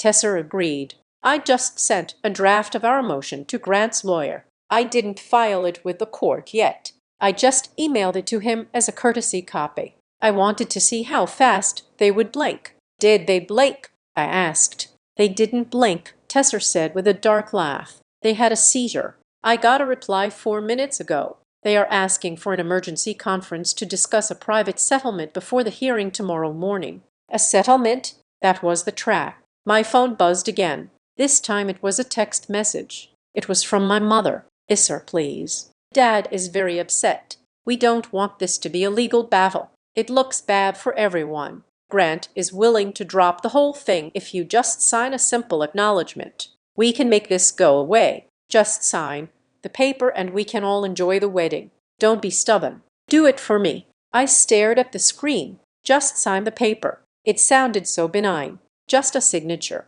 Just a little ink to make the bad feelings go away. They want me to settle. I told Tesser and Noah. Mom just texted me. She says if I sign, they will drop the bankruptcy petition. Don't you dare, Tesser said sharply. I know, I said. But why? If they drop the petition, I am safe, right? The lawsuit goes away. Noah grabbed my shoulders and turned me to face him. His eyes were intense, burning with a clarity that cut through the fog of my family's gaslighting. I listened to me, Noah said. Read the fine print of what they are asking you to sign. They aren't asking you to sign a paper that says this was a mistake. They are asking you to sign a settlement of debt. So if you sign a settlement, Noah explained, his voice hard, you are legally admitting that the debt existed in the first place. You are admitting that you borrowed the $1.8 million. You are admitting that you couldn't pay it back. You are admitting that they were right. I froze. If you sign that, Noah continued, they get exactly what they need for the auditors. They get a signed confession from you. They can show that paper to the SEC and say, see, she admitted it.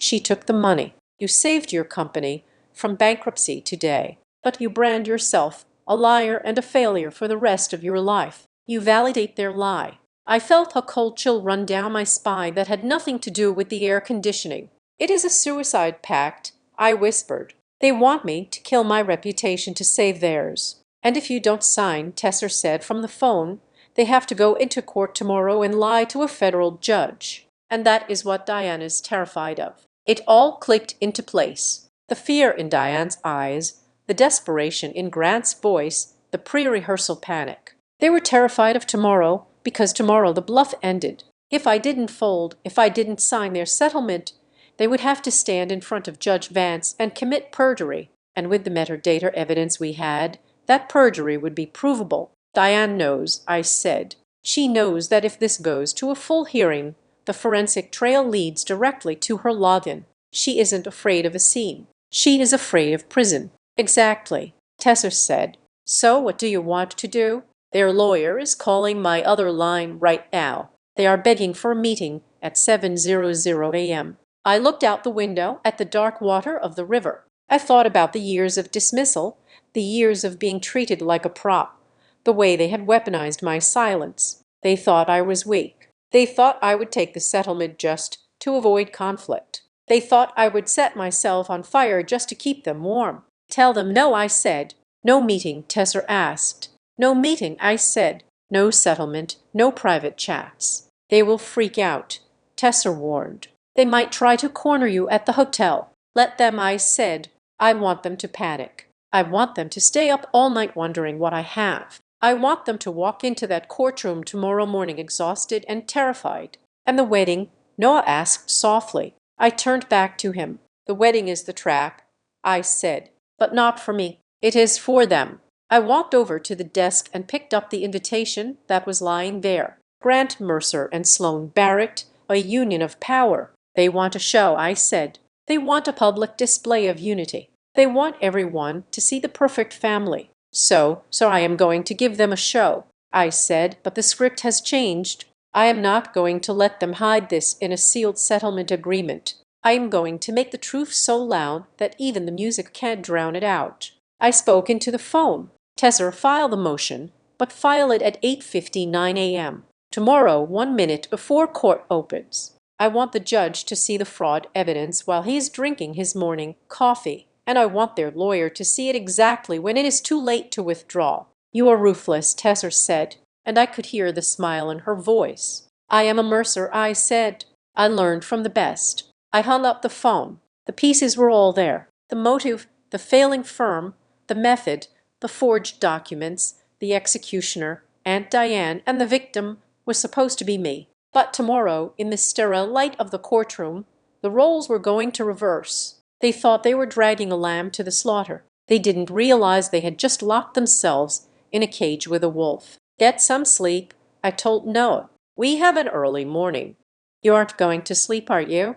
He asked. No, I said, sitting down at the laptop. I have one more thing to find. If they are being audited, there will be public records of the inquiry, obscure ones buried in regulatory filings, but they will be there if I can find the case number for the SEC investigation. Then you can prove the motive in court. Noah finished. Exactly. I said, I am not just going to beat the bankruptcy, Noah. I am going to tear the mask off. I typed into the search bar. The blue light of the screen illuminated my face. I wasn't the girl who sat at the end of the table anymore. I was the CEO of Greyline Risk Systems, and I was about to conduct the most hostile takeover of my life. I couldn't wait for tomorrow, not because I wanted revenge, but because I wanted the truth to be the only thing left standing when the dust settled. The courtroom smelled of floor wax, stale coffee, and the specific acrid scent of a lie that was about to rot in the open air. It was 9 in the morning on Friday. Outside, the Savannah sun was already baking the pavement, but inside the federal courthouse, the air was refrigerated to a chill that seeped into the bones. We were seated at the defendant's table, myself, Noah, and Tesser. Across the aisle, my family sat in a tableau that looked like it had been blocked by a theater director. Mr. Sterling, Grant's lawyer, was halfway through his opening statement. He was a man who liked the sound of his own voice, a baritone that he modulated for maximum sympathetic effect. Your Honor, Sterling said, gesturing vaguely in my direction without making eye contact. This is not a case we'd bring happily. It is a tragedy. MS. Mitchell is a young woman who, despite her family's best efforts, has found herself overextended. She has engaged in reckless borrowing to prop up a failing business. The $1.8 million owed to my client, Mr. Mercer, represents a desperate attempt by a brother to save his sister from ruin. At the mention of ruin, my mother let out a soft, audible sniffle. She pressed a tissue to her nose, her shoulders shaking with a delicate, practiced frailty. It was a perfect performance. She was signaling to the judge that this was a private family sorrow, not a predatory corporate raid. My father sat next to her, his face a mask of stoic regret. He nodded slowly at Sterling's words, effectively signing off on the narrative. Yes, the nod said. She is our burden, but we must bear it. Grant sat with his back rigid, staring straight ahead at the judge. He looked confident, but I could see his foot tapping a frantic rhythm against the leg of the table. He was waiting for the gavel. He was waiting for me to break. I sat perfectly still. I did not look at my family. I looked at Judge Vance. MS. Monroe, the judge said, turning his gaze to Tesser. Does the debtor have a response to this petition for involuntary bankruptcy? Tesser stood up. She did not have the booing voice of Mr. Sterling. She spoke with a quiet, terrifying precision. She did not wave her arms. She simply placed a single, thick binder on the judge's bench. "We do, Your Honor," Tesser said. "We move to dismiss this petition immediately with prejudice on the grounds that the alleged debts are fictitious, the documents are forged, and this entire proceeding is a fraud committed upon this court." Mr. Sterling scoffed aloud, incredulous sound meant to demean her. "Fraud, Your Honor, these are signed promissory notes. Let's look at the reality of the debtor's financial position first," Tesser said, ignoring him. "Exhibit A. These are the audited financial statements of Grayline Risk Systems for the last 4 quarters prepared by an independent, third-party accounting firm." Judge Vance opened the binder. He adjusted his glasses. He ran his finger down the column of numbers. The room was silent. "Mr. Sterling," the judge said, not looking up, "your petition claims that Grayline is insolvent, that it cannot meet its current obligations." "That is correct, Your Honor," Sterling said. "They are operating on a deficit. According to this audit," the judge said, his voice flat, "Grayline Risk Systems has a cash reserve of $3 million. They have 0 long-term debt. Their profit margin for the last quarter was 22%. Sterling blinked. He looked at Grant. Grant looked at the table. That cannot be accurate." Sterling stammered. "Our information is that your information seems to be a work of fiction." Judge Vance interrupted. He looked up, and his eyes landed on me. "MS. Mitchell, I mentioned yesterday that I recognized your company name. I double-checked my memory this morning. Grayline was the lead contractor on the grid security upgrade for the Department of Energy last month, were they not?" "Yes, Your Honor," I said clearly. "The Department of Energy does not award classified contracts to insolvent companies," the judge noted. He turned his gaze back to Sterling. It was no longer a gaze of curiosity. It was a glare. "So, we have a solvent company, which brings us to the question of this debt. Mr. Sterling, you are asserting that MS. Mitchell borrowed $1.8 million from her brother 3 years ago." "Yes, Your Honor." "The promissory note is Exhibit B. MS. Monroe," the judge asked. Tesser signaled to the clerk, who projected an image onto the screen on the wall. It was a high-resolution scan of the signature on the alleged contract. "Your Honor," Tesser said, "we retained a forensic document examiner. The report is Exhibit C. Please look at the pen pressure." The screen showed the ink strokes magnified 500 times. "A natural signature has fluid motion," Tesser explained, sounding like a professor. "The pen moves quickly. But look here and here." She pointed to microscopic jagged edges in the ink. "These are hesitation marks. The person signing this was drawing the name, not writing it. They were stopping to check their work against a reference. And the spacing. It is mathematically identical to a signature Ms. Mitchell used on a birthday card to her brother 5 years ago. It is a trace." Sterling was sweating now. He shuffled his papers, looking for a rebuttal that didn't exist. "Your Honor, expert witnesses can be brought. This is just an opinion." "Then let's talk about facts," Tesser said. She hit a key on her laptop. The screen changed. This was the kill shot. It was the metadata report. "Mr. Sterling claims these documents were created and signed 3 years ago," Tesser said, her voice dropping an octave, becoming hard and heavy. "But digital files have memories." She pointed to the screen. "This is the metadata from the PDF file provided by the petitioner's counsel. The creation date is not 3 years ago. It is this past Tuesday, 11:42 in the morning." My mother stopped crying. Her hand froze with the tissue halfway to her face. My father turned his head sharply toward Grant. Grant's face had drained of all color, leaving him looking like a wax figure melting under the lights. "And the author," Tesser continued, driving the knife in. "The file was not created on a personal computer. It was created on our work drive." She read the file path aloud. Every syllable was a hammer blow. "C drive uses D. Mercer Meridian Vale Partners legal templates." The silence in the courtroom was absolute. You could hear the hum of the air conditioning, the scratch of the stenographer's machine, and the sound of Mr. Sterling's career disintegrating. Mercer. Judge Vance repeated. "Diane Mercer." Tesser nodded. "The office manager at Meridian Vale Partners and the aunt of the petitioner. This document was created on the internal server of the father's company using a template for corporate restructuring 3 days ago. The judge slowly took off his glasses. He placed them on the bench. He looked at Mr. Sterling. The look was one of profound, dangerous disappointment. "Mr. Sterling," the judge said softly, "are you telling me that you filed an emergency involuntary bankruptcy petition based on a document that was forged on a family member's computer 48 hours ago?" Sterling looked at Grant. Grant was no longer looking at the judge. He was looking at his hands, which were gripping the table so hard his knuckles were white. "Your Honor, I was provided these documents by my client," Sterling said, his voice cracking.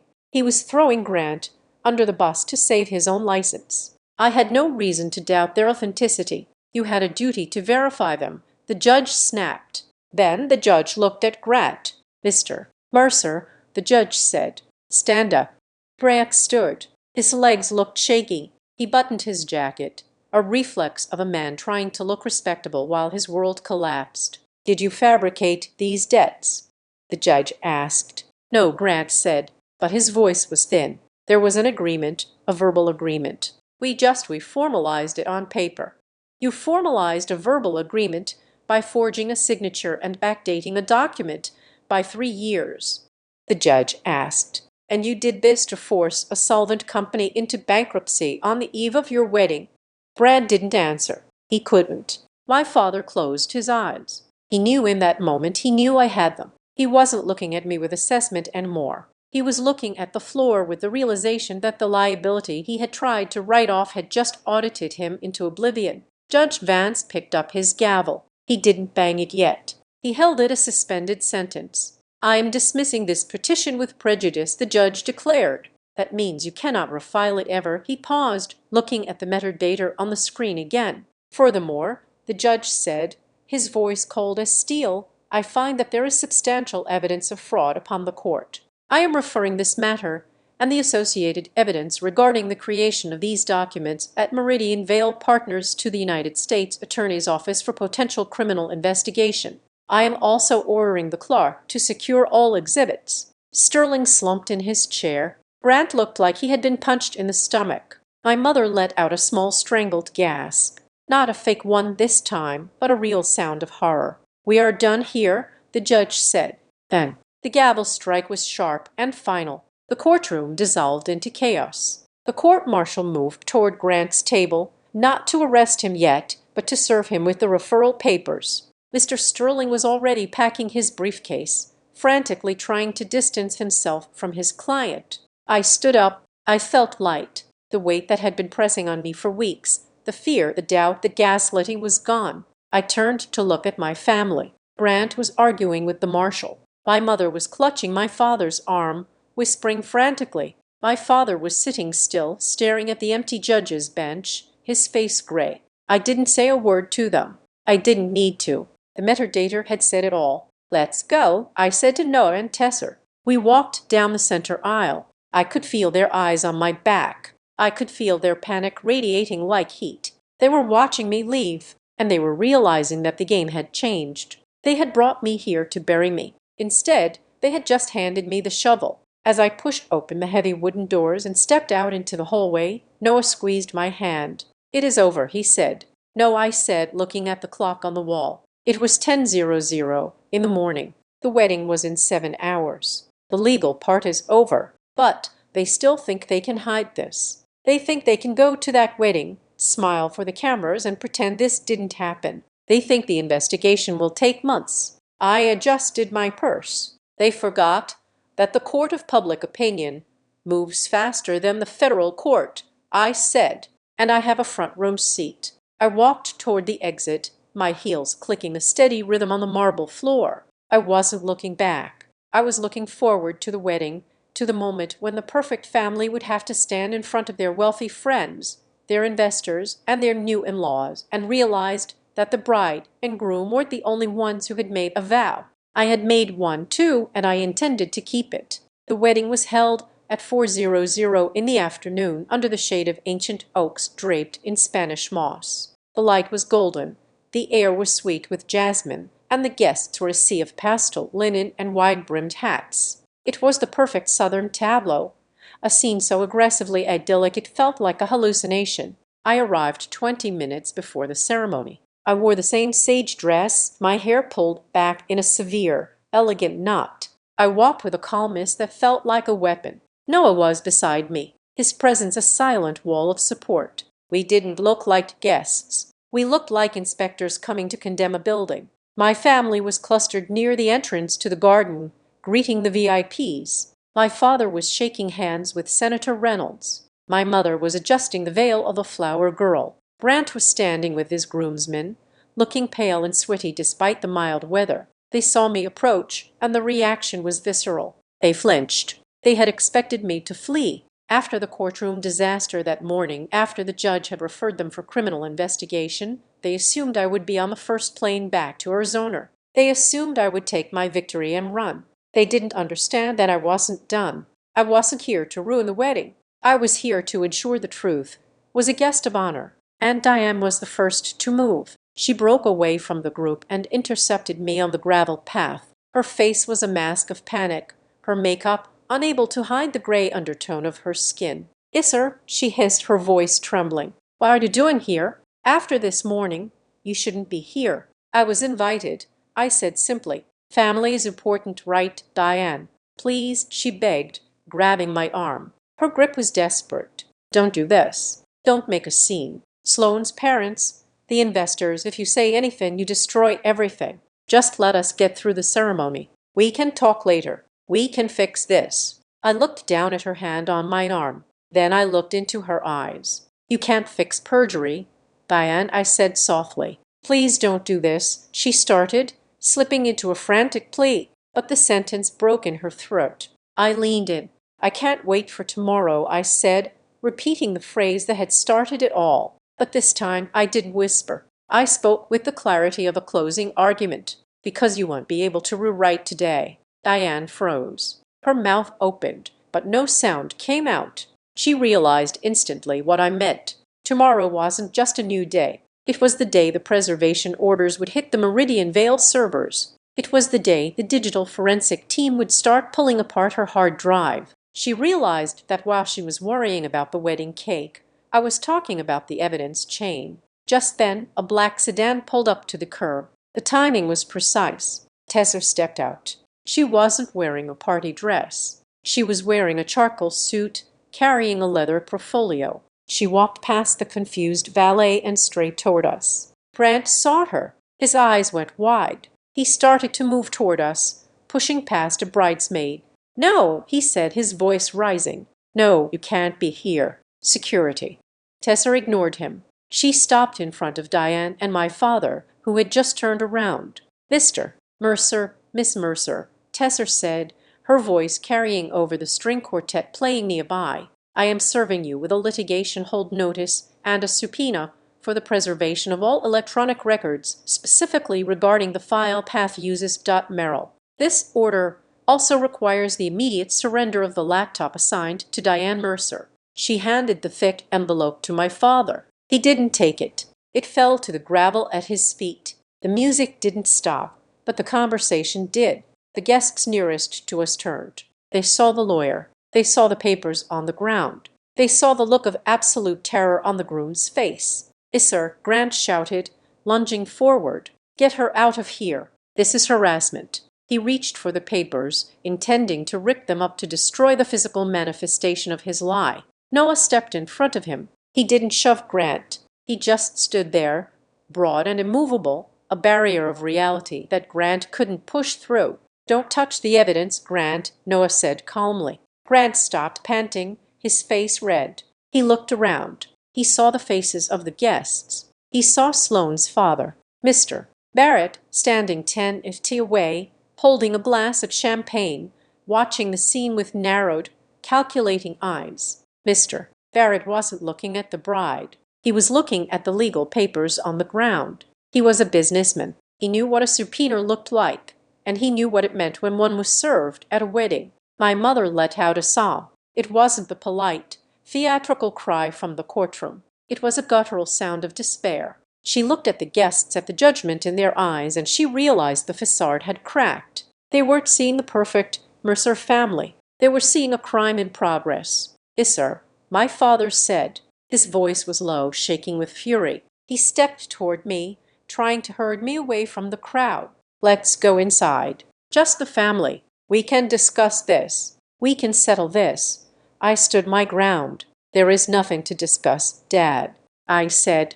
"The judge made his ruling. The United States attorney will handle the rest. You are destroying this family," he hissed. "Over money, over a misunderstanding." "It wasn't a misunderstanding," I said, my voice clear enough for Mr. Barrett to hear. "It was fraud. You tried to bankrupt my company to cover your firm's audit failures. You tried to use me as a scapegoat, and you used Diane to forge the documents." The words hung in the humid air. Fraud, audit failures, forge. Mr. Barrett's face went cold. He set his champagne glass down on a passing waiter's tray. He looked at Grant and at my father. It was the look of a man realizing he was about to merge his empire with a sinking ship. Grant saw the look. He knew it was over. The merger, the bailout, the reputation. It was all dissolving in the afternoon sun. "Yes, sir, please," Grant whispered. He looked small. He looked like a child who had broken a vase and was waiting for the punishment. "Just stop. I didn't start this, Grant," I said. "I just finished it." I looked at my mother, who was now weeping openly into Diane's shoulder. Diane looked catatonic, staring at the gravel where the subpoena lay. "Family doesn't use the court to strangle each other," I said to my father. "Family doesn't use the court to strangle each other. You broke the covenant, not me." I turned to Noor. "I am ready." We turned our backs on them. We walked away down the gravel path, past the rows of white chairs where the guests sat in stunned silence. The string quartet, unsure of what to do, awkwardly began playing Canon and D. The sweet familiar melody floated over the wreckage of the Mercer legacy. I didn't look back. I didn't need to see them to know what was happening. I knew Grant was trying to explain to a stone-faced Mr. Barrett. I knew my father was trying to pick up the papers with dignity. I knew Diane was wondering if she looked good in orange. I walked out of the garden and onto the street. The heavy, humid air of Savannah felt lighter. The knot in my chest that had been there for 10 years loosened. I hadn't just won a lawsuit. I had emancipated myself. I was no longer the daughter who wasn't good enough. I was the woman who had built a fortress they couldn't breach. I was Issa Reed, CEO of Gray Line Risk Systems, and I was free. I got into the rental car. Noah started the engine. "Where to?" he asked. "Home," I said. "To the desert. I have a company to run." As we drove away, leaving the wedding that never really happened behind us, I realized that the best revenge wasn't destroying them. It was outliving their lies. Thank you so much for listening to my story. I would love to know where you are tuning in from. Are you listening on your commute, at the gym, or maybe relaxing at home? Please leave a comment below to share your thoughts and connect with others. And if you enjoyed this story, please subscribe to the Azad Revenge Stories channel. Like this video and hit that hype button to help this story reach even more people. Thanks to all.